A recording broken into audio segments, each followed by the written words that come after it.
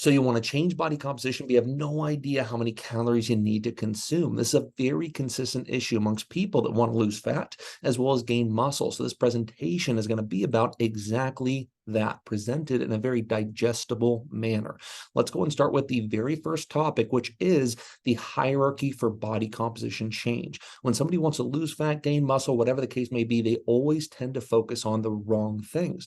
They become hyper focused on meal timing, micronutrient consumption, supplementation. But the fact of the matter is that no one is above the laws of thermodynamics. If you're in a calorie surplus, you're not going to lose fat. If you're in a calorie deficit, you're not going to gain muscle. You're not providing your body the raw materials required to facilitate those changes. So the very first thing we need to focus on when it comes to body composition change is the calories you're consuming. And then we can move down that hierarchy, moving on to macros, micronutrients, meal timing, supplementation in an order similar to that. This is a very rough understanding of how it should work, but the hierarchy always starts with calories, as that's the biggest thing you have to do or figure out to facilitate the direction you want to go down in your body composition change.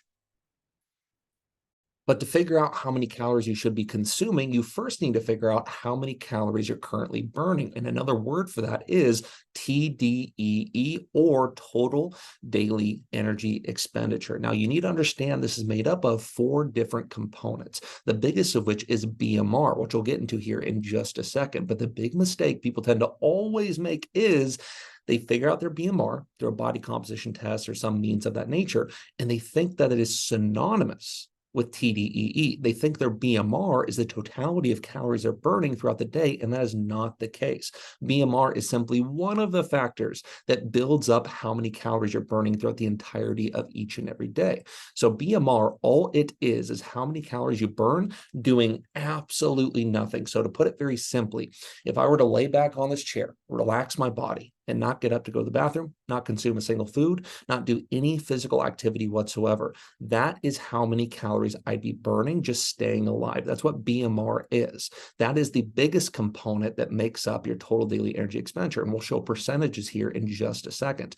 The second of which is exercise activity thermogenesis. This is where people tend to go as far as where to look for to burn more calories. But the fact of the matter is exercise activity thermogenesis, which is simply the amount of calories you burn doing devoted exercise, is actually a relatively small percentage of your total caloric burn, though it does vary. We'll get into that here more in just a second. The third is non-exercise activity thermogenesis. I got to this chair by sitting down or squatting down. I will get out of this chair by squatting up. When I go to leave my work today, I will walk out to my car.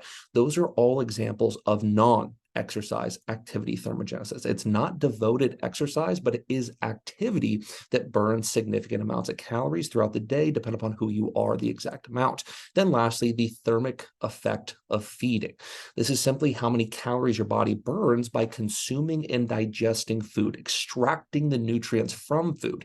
And this also can vary quite a bit depending upon your macronutrient or dietary style in a sense. So for example, protein is a macronutrient that has a very high thermic effect, which is one of the many reasons why a high protein diet is a fantastic choice when you're trying to increase your daily caloric burn. Your body burns a lot of calories extracting the nutrients from protein versus fat and carbs. But those 4 components added together is what makes up the amount of calories you burn throughout the actual day.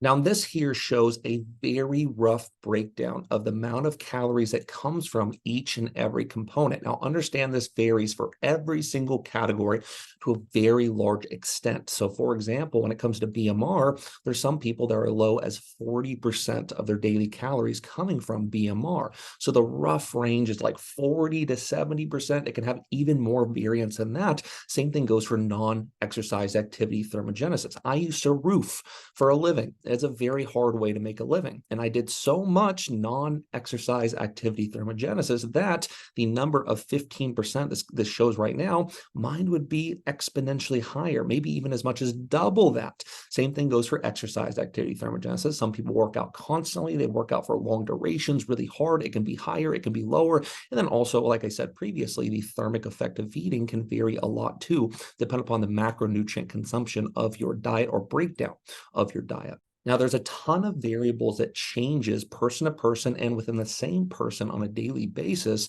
the amount of calories or the total daily energy expenditure of that individual. One of the big examples I love to give is you can have two people that have the exact same life, exact same body composition, exact same daily activity. Everything is the exact same, yet because their genetics are different, one person could be burning 2,500 calories per day, while the other person could be burning 4,500 calories per day.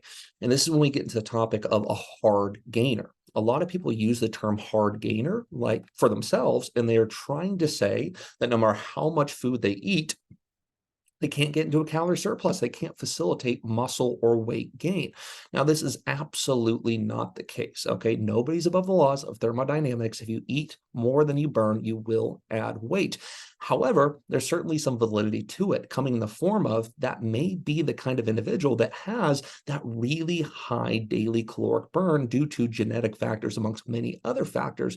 And their daily caloric burn may be 4,500, 5,000 calories per day. And eating more than that is actually a very tall order. So for the people that end up saying, oh, I guess I'm a hard gainer, what that really typically means is they just burn a shit ton of calories throughout the day, partially for genetic reasons, partially because of activity reasons, so on and so forth. So the calories they need to hit to enter surplus is very large and hard to get to.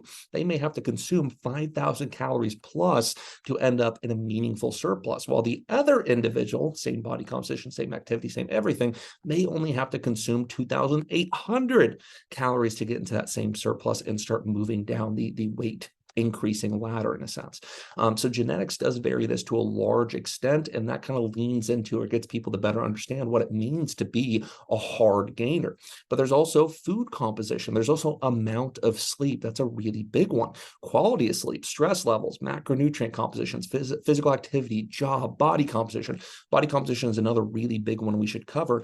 There's a time where I weighed 220. I'm a lot heavier than that now, but there's a time I weighed 220 at 10% body fat. So 200 pounds of my body was made up of lean body mass. And if you take that exact same 220 with somebody that is 20% body fat, the amount of calories that I burn throughout the day is going to be exponentially higher due to the fact that I have more lean body mass and probably a higher activity rate and some other factors of that nature. But typically looking at body composition alone, somebody with more lean body mass, more muscle mass is going to burn exponentially more calories. So all of these are simply examples of variables that can really make up or change somebody's total daily energy expenditure. But here is the golden question. How do you know your specific total daily caloric burn, and then set calorie goals to move a direction down body composition change? And there's a lot of ways to do it. Just off the top of my head here, there's three in particular I'd like to discuss. The first and easiest of which is going and taking a body composition test. Now, understand they vary a lot in validity and accuracy. So two kind of stark opposite examples would be a DEXA scan versus an in-body analysis. So my gym I used to work at, commercial gym, had an in-body analysis, and it was relatively accurate. It's a good tool to have, but just to show people it's not perfectly accurate, I would always put people through this. I would actually do the scan before I worked out versus after I worked out. And by the time I was done working out, I lost like 10 pounds of muscle mass. I had massive changes to my overall body composition.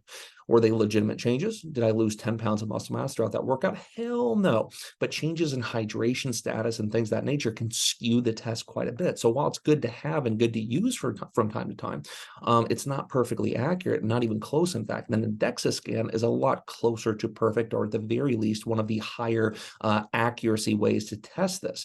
But no matter what body composition test you use, they typically populate a BMR. Now, as I said previously, when you see that BMR number, that does not mean you are burning that many calories throughout the day.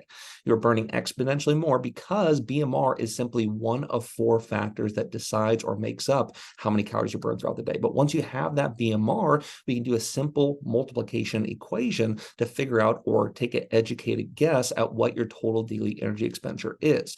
So once you have that BMR, you simply multiply it by 1.2 to 1.9, depending upon your activity rate. So if you're the example of somebody that's an accountant sitting at a desk all day, the most activity they go through is walking to their car, squatting down to the toilet, whatever the case may be, then they're going to be on the lower end of that. They're going to multiply their BMR by 1.2 to 1.3. But if you're the opposite end of the spectrum and you roof for a living, you work out consistently, you have a lot of non-exercise activity, thermogenesis, for example, then you may want to multiply that number by 1.8, 1.9. And now once you do that actual process or equation, you have a very good educated guess at how many calories you're burning per day, or your TDEE. Another really good example that is incredibly easy and no one really talks about is simply track the totality of food you're consuming. Okay, track the food you're consuming on a day-to-day basis using MyFitnessPal or whatever app that you would like to use, and try to make it as consistent as possible. And then go ahead and do that for 2 weeks, also weighing in every day.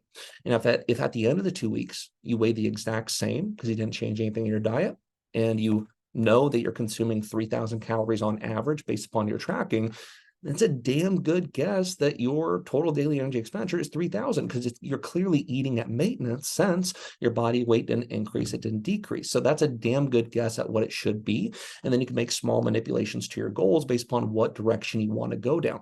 There's also some tests or equations online where you put in your body weight, your height, your age, and things like that, and they come up with an equation. I would say this is the least accurate way to do it, but I can give you at least a decent starting point to go off of. But understand that no matter how you figure it out, it is simply an educated guess. It is not set in stone.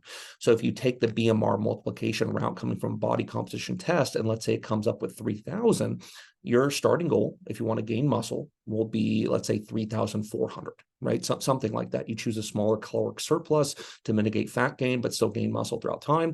And then you weigh yourself in a few weeks later, and your body weight only went up by like a quarter pound, half pound, something like that. It's not going up at the rate it should. Then it's a damn good indicator that your total daily energy expenditure isn't 3,000, it's probably closer to 3,200. So then if you want to gain weight faster, you can go from that 3,400 goal to 3,600 goal, right? You have to make manipulations like that. And on the exact opposite end of the spectrum, if you find out it's 3,000 through this educated guess, you choose 2,500 calories per day, you weigh in a few weeks later and you haven't lost any weight, well, that guess was probably wildly inaccurate, and you're probably just eating at maintenance right now. So instead of 2,500 being your goal, it should probably be closer to 2,000. No matter what way you figure this out or what form of educated guess you use, you will have to do a follow-up as far as assessing your body weight manipulations that you go through in the weeks to follow, and then having to change that based upon the rate you are actually experiencing the success and the direction you want to go, or lack thereof. You will have to change it, because at the end of the day, these are all educated guesses. But I think that's about it for now. Hopefully that covers it and gives people a good understanding of how to figure your total daily energy expenditure out, what actually makes up your total daily energy expenditure, the variables that actually affect it, and the number one thing you should focus on when you want to change body composition.